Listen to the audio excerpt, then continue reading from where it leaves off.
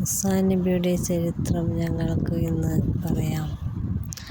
കലീമുല്ലാഹി മൂസാ അലൈഹിസ്സലാം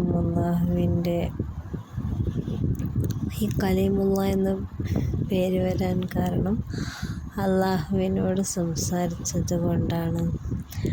മൂസാ നബി ജനിച്ചത് ഫിർഔൻ ഈജിപ്തിലെ ആൺകുട്ടികളെ ജനിച്ചു വീഴുന്ന കുട്ടികളെ കൊല്ലുന്ന കാലഘട്ടത്തിലായിരുന്നു മൂസാ നബിയുടെ ജനനം. അന്ന് മൂസാ നബിയുടെ ഉമ്മ വളരെ വിഷമിച്ചു.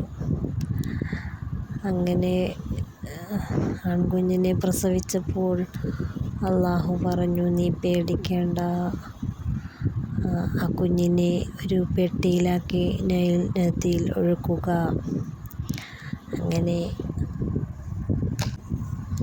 അങ്ങനെ ആ കുട്ടിയെ നദിയിലൊഴുകുകയും ഒഴുകി വരുന്ന പെട്ടി കിട്ടിയത് ഫിർഔന്റെ ഭാര്യയായ ആസിയ ബീവിയുടെ മുമ്പിലേക്ക് ആയിരുന്നു.